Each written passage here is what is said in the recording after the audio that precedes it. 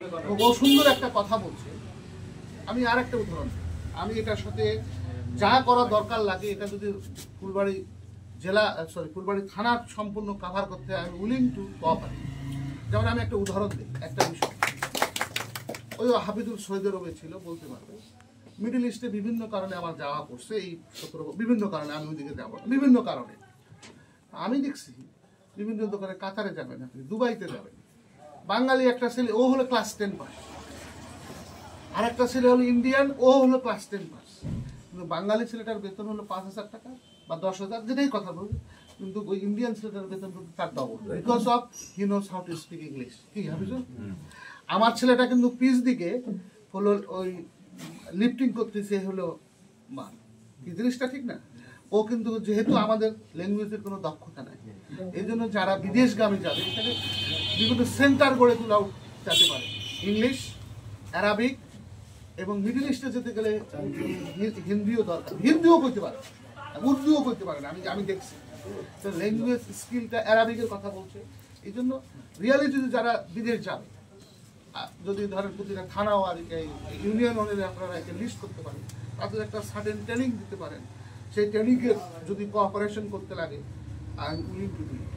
আমি বললাম যে I am willing to cooperate, but এটা হতে হবে not for yourself, for the people, in real সেন্সে।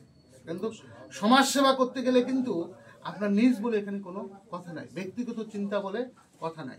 আমি প্রথমেই বলছি, আপনি যদি একটু, আমার কাছে একটা সার্ভে আছে, এই দেশে 71 সালের পর থেকে টিল টু ডেট যত এনজিও কাজ করছে, যদি ট্রুলি স্পিকিং তারা যদি প্রপারলি মানুষের কাজ করতো, আমি মনে করি বাংলাদেশের প্রতিটি রাস্তায় সোনা রাস্তা হতো, গোল্ড প্লেট করা যেত। কিন্তু আমরা কিন্তু ব্যক্তির সাথে কাজ করছি, আমরা বিভিন্ন ধরনের অনুষ্ঠান করি, করি জাস্ট টু, আমি বললাম যে ফোকাস মাই সেলফ অথবা একটা ইয়াকে, নাথিং এলস। রিয়ালি যদি কাজ করতে চাই আমি উইলিং টু কোঅপারেট। সেখানে যদি কোনো সেন্টার করা যায়, ইংলিশের শিক্ষক রাখা যায়, ছোটো ভাই বলছে অ্যারাবিকের শিক্ষক রাখা যায়, কারা কারা যাবে, তার সাথে কম্পিউটার লিটারেসিটা করাও যাইতে পারে, I am willing to cooperate. আমার সাথে যোগাযোগ করলে, বাট আমি আবারও বলতেছি যে এটা হতে হবে not for yourself, for the people. এটা হলো আমি এটাকে মনিটর করার পক্ষে, এর বাইরে না কিছু। তারপরে আরেকটা কথা বলছেন যে আমি মনে করি এই ধরনের এখান থেকে এটা করা যেতে পারে ফর দ্য পিপল, এই যে ইংলিশ, অ্যারাবিক, তারপরে কম্পিউটার, বিভিন্ন ক্ষেত্রে একটা জ্ঞান দেওয়া। তারপর আরো একটা কথা বলি, ধরেন ইন্ডিয়া থেকে একটা লোকের মিডল ইস্ট যেতে কত টাকা লাগে আপনারা কি জানেন? 1 লাখ থেকে 1.5 লাখ। এই দেশ থেকে কত লাগে? 3.5-4। কারণটা কি? যারা আনন্দ আছে যারা খারাপ।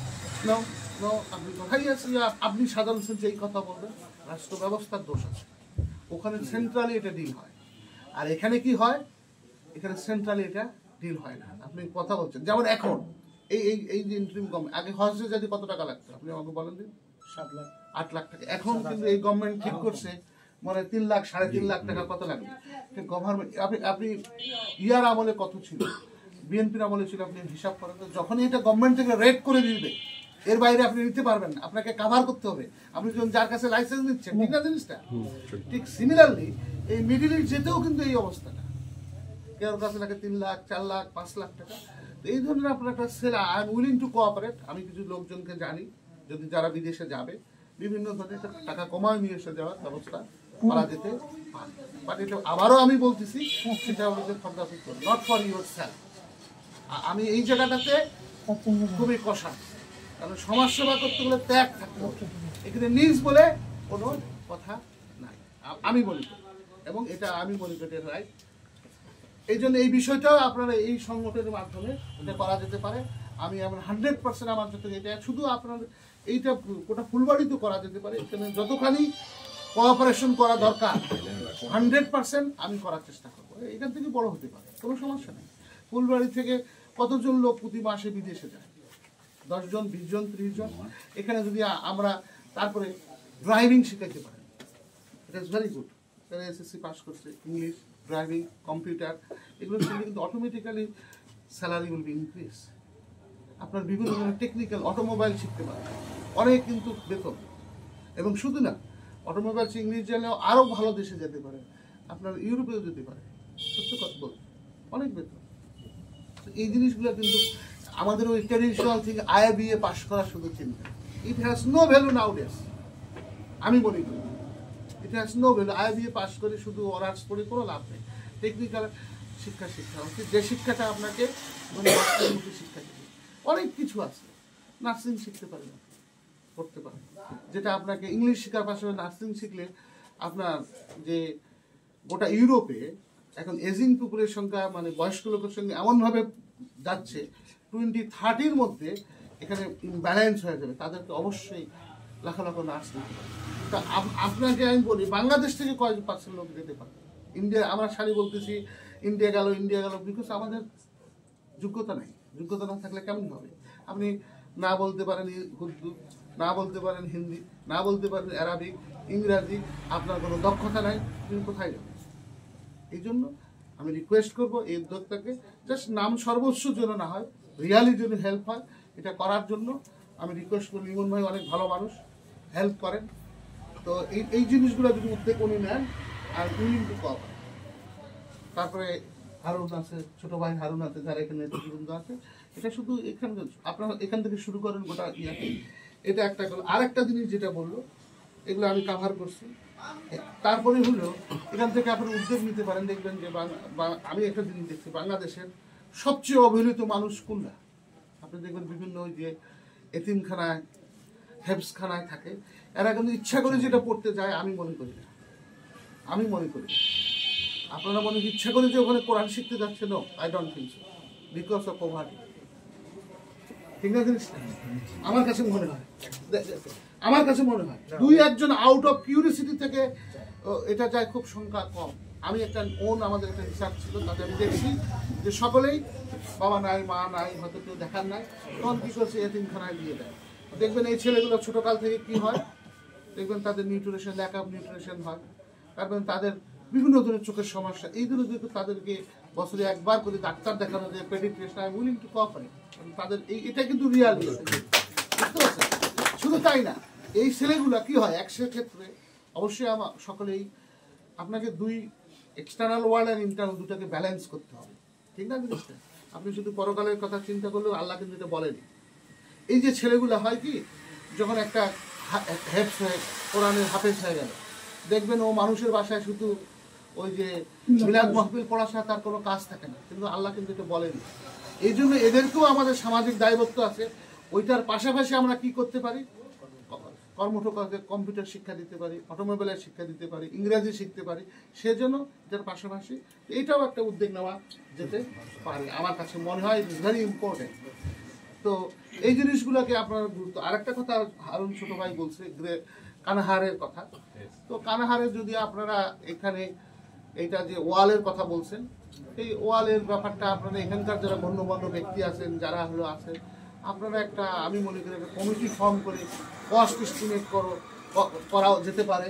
তারপরে টিওনো আছে, তারপরে পৌরসভা আছে, এখান থেকে এটা তো অনেক বড়, বিশাল বড়, কিছু কস্ট মানে অনেক টাকা খরচ হবে। আমার যতখানি কোঅপারেট করা আমি করব, কিন্তু আমি মনে করি এটা বেস্ট অপশন হবে একটা কমিটি ফর্ম করা উচিত। কমিটি ফর্ম করে একটা ইঞ্জিনিয়ার দিয়ে কস্ট এস্টিমেশন করা উচিত, যে এখানে কত টাকা খরচ হবে ফার্স্ট। কারণ আমাদের প্রতিদিনের কাজ সায়েন্টিফিক ওয়েতে যেতে হবে। ওখানে আপনার মিছিল মিটিং করার আগে, ওখানে যাওয়ার আগে ফার্স্ট ওষুধে অ্যাপয়েন্ট হলো একজন ইঞ্জিনিয়ার। এই ইঞ্জিনিয়ার কমিটি ইঞ্জিনিয়ার আছে, এটাকে স্ট্রাকচারাল একজন ইঞ্জিনিয়ার দিয়ে কত টাকা কস্ট হতে পারে এটা ইন্ডিয়াতে। এখন তারপরে অন দ্যাট বেসিস এখানে একটা, আমি জানি না করছে কিনা, একটা প্ল্যান করছেন কিনা, ওটার একটা আপনার ভিডিও প্ল্যানিং করা যেতে পারে, যে কেন এটা নষ্ট হচ্ছে, কি হচ্ছে, ওয়ান কাইন্ড অফ প্রজেক্ট। আমি অনেকে ফুলবাড়ির, আমি নাম বলবো না, অনেক লোক অনেক সময় আমার সঙ্গে যোগাযোগ করছে।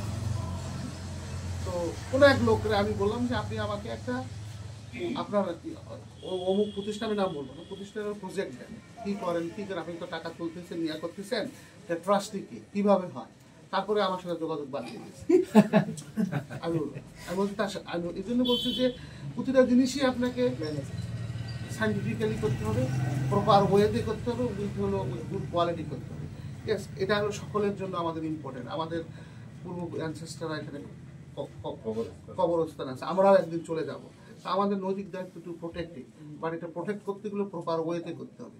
প্রপার ওয়েতে করার আগে ফার্স্ট কাজ করা উচিত আমি মনে করি গোটা ওখানে একটা ভিজুয়ালাইজ একটা পিকচার করা যেতে পারে যে কেন এটা নষ্ট হয়ে যাচ্ছে, দেন একটা প্রজেক্ট প্রোফাইলের মতো করা যেতে পারে, এইটার সিগনিফিকেন্সটা কি এবং তারপর কস্ট এস্টিমেশনটা করা যেতে পারে। দেন এটা we can put forward to different places. আমরা গভর্নমেন্ট থেকে কত টাকা পাইতে পারি, আর কত টাকা শর্টেজ আছে, আমরা কিভাবে কাভার করছি, এই that will be the best approach. Otherwise এইভাবে চিল্লাচিল্লি করে কোনো লাভ নেই। আপনাদের এই আমি ওই জন্যই বলি দিনাজপুরের কোনো উন্নতি না হওয়ার পিছনে কিন্তু দিনাজপুরের মানুষ, আমি জেনে শুনেই বলতেছি, যারা অতীতে এখানকার ব্যক্তিগত তাদের কোনো আইডিয়া ছিল না, তাদের মানে বিভিন্ন জায়গায় যে কথা বলবে দিদি have any capacity to talk, আমি জেনে শুনেই বলতেছি। এই জন্য দিনাজপুরের মানুষকে আগাইতে গেলে প্রপার ওয়েতে যেতে হবে। আপনি যান নোয়াখালীতে, ঘরে ঘরে লোক বিদেশে থাকে, প্রতিটা ঘরে দেখবেন এক কাঠা জমির দাম এখানে বলেন না অনেক টাকা বেড়ে গেছে, এখানে 50 গুণ বেশি হয়। কারণটা বিকজ অফ তাদের এই যে কথাগুলো, এইগুলোকে ডেভেলপ করতে গেলে প্রপার ওয়েতে করতে হবে। আমি আবারও ধন্যবাদ লিমন ভাইকে, সকলকে, উপস্থিত যে নেতা আছে মুন্নাফ ভাইকে ধন্যবাদ, এখানে আসছেন, আমি সকলকে থ্যাংক ইউ।